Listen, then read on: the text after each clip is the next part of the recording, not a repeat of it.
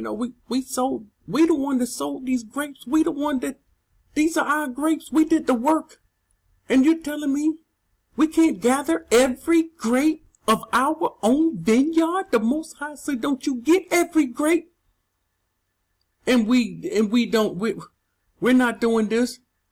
Them people that had, them Babylonian teachers that had them gardens, they're taking every grape. You shall leave them for the poor and the stranger. I am Yahuah, your mighty one. So I can hear one now saying, there it is. I heard it. I heard one now saying, our neighbors don't know this, so they're not going to come in our yards. The poor not coming. They don't come in. Nobody. You do it because the Most High say do it, even if they don't come. You see, you do something regardless of your circumstances or your situation when the Most High command you to do it.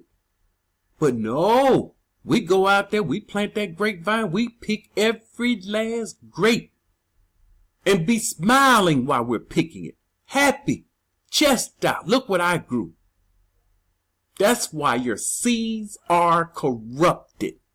I said it. These people growing their own food in their own backyard. They think that stuff there's no chemicals in it. They think it's healthy food.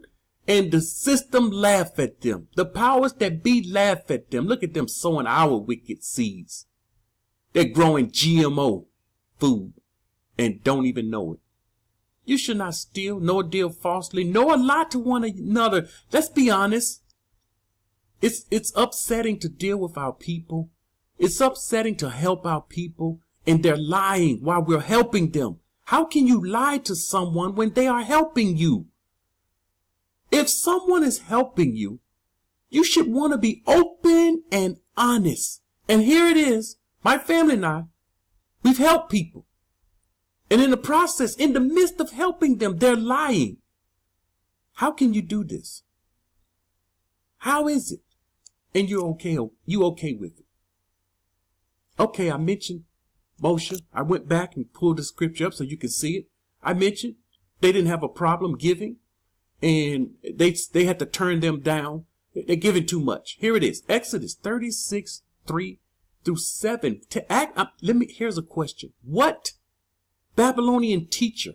What prosperity preacher? Who? Tell me, show me. I just showed you the richest ones in the world. When do they say that's enough offering? Don't bring any more. I have $100 million. I have $100 million. This church is a multi-millionaire. This is a multi-million. Listen, the church is paid for, worth millions. Multi-million-dollar building. We have money running over. That's enough. They will never say this. And they received from Moshe all the offering of which the children of Yasharah had brought. Told you this wasn't our problem. They were generous. You mean those wicked rebels were generous? They were different people. They weren't crabs in a barrel. They were working together. Their problem was not listening and serving other mighty ones. You know, the Most High tell them 6 days you gather the manna. And on the 6th day, get enough for 2 days and rest on the Shabbat. They came out of their tents looking for manna on the ground. And that's when they were told. I had a comment from someone. He said, we're not even to come out of our house on the Shabbat, because they went on an old video that I did. And I made mention traveling on the Shabbat. What if you get a flat tire? What are you going to do? He's like, flat tire? We're not supposed to come out. Well, they came out looking for it. And Moshe told them to go back inside. Don't even come out.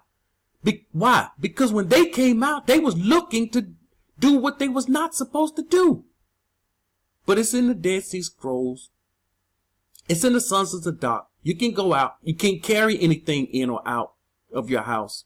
We can go out. So here they go. Which the children of Yasharah had brought for the work of the service, making the house. So they continue bringing to him. This was the tabernacle, excuse me. This is a house. It was a house, but it was just a tent. Tabernacle is just tent. They moved it around.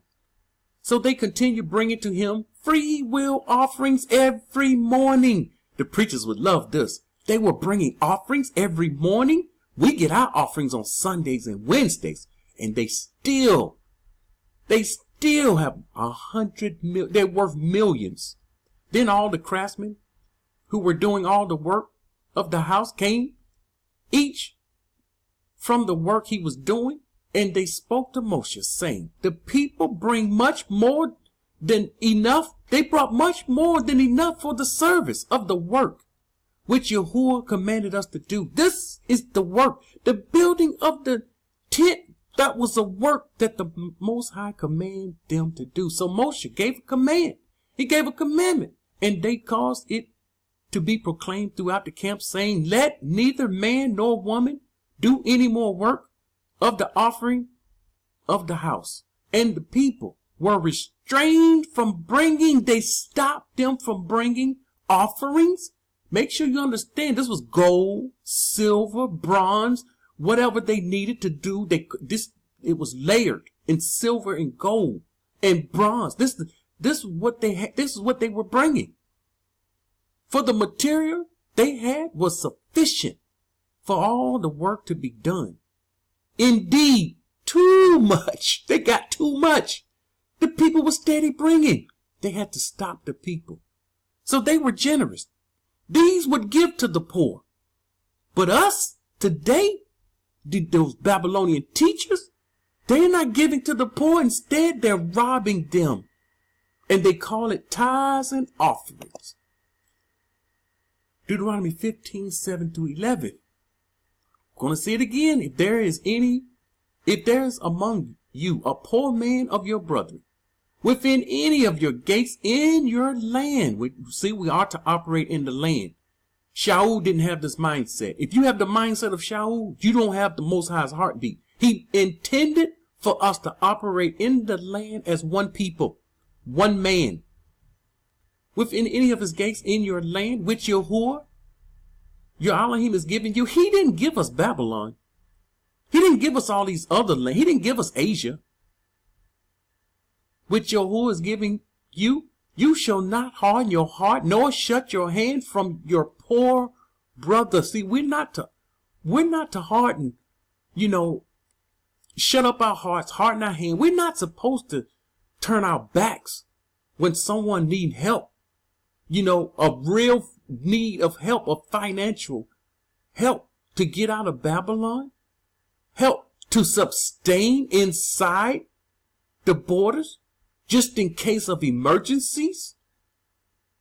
We should be able, we're not supposed to, the Most High going to frown on people not taking care of those that's trying to come out. He's going to frown on people that not taking care of those within the borders that may need financial help because they're alone. But you shall open your hand wide to him, not just a little. Open your hand wide to him. You see, open your pockets wide to these people that need help coming out of Babylon. That's a great work. That will be written in Shamaim, what you've done. And it will go out through eternity, what you've done. And you will get recognized. It won't be like the people do him. They said, they take what he does, his righteousness, and they are unresponsive to his kindness. You see, that's not going to be the case. The Most High not unresponsive to our kindness. He responds to our kindness.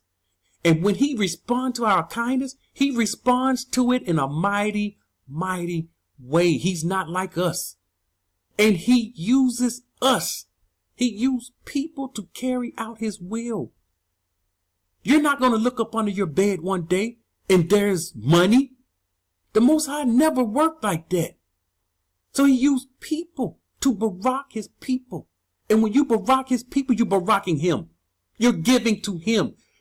This is how they distorted giving. And they told us, they taught us, when you give to the church, you give it to the Most High. That's a lie. They have a penis on top of their church. The church belonged to the enemy. Anyone calling themselves a church, you are still lost. You're still in the church. We can boldly say you haven't came out of the church. You're in a camp asking the camps, do you have a church over here? Do you have a church over there in my area? You're still in the church. I thought you came out of the church. I thought he called us out of the church. You're still in the church. You're still in Christianity. But you shall open your hand wide to him and willingly lend him sufficient. Give him sufficient for his need. This is what he's saying. Whatever he needs, whatever these people need to come out of Babylon, we're supposed to do this. Beware. Beware. Lest there be a wicked thought in your heart. You better watch out for your wicked thoughts. I don't know your thoughts. I don't know what you're thinking.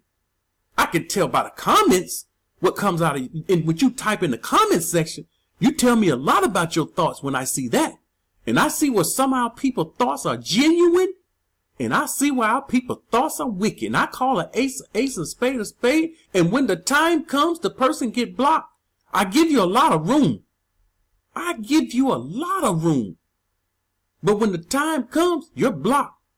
I'm blocked some people that have been following this channel a long time. What happened to you? Now you can't leave a comment. You can get another account, leave a comment. But if you still have a wicked heart, you're going to say something wicked and you're going to get blocked again. I'll block every account you make. Every account you make. If you come here with these negative attitudes, these negative feedback. My wife said, why don't these people get their own platforms? Get off the page. You believe the moon doctrine? Get your own page. Teach the moon doctrine. You believe the land of, I can't even say this mess. It's a mess. You believe the land of Yasharal in South land of Ham? Get you a platform. Get you a page. Teach it. Teach it. Teach it to whoever. If you believe, whatever you believe, other than what you hear on this channel, don't try to change the people that's watching and going through the videos and looking at these scriptures for themselves. Because you see, this channel, you will see and hear scriptures they don't bring out.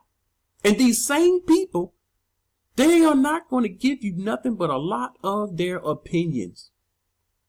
So beware that wicked thought that come in your heart, saying the seventh year. See, whatever the wicked thought is wicked when it goes against helping his people.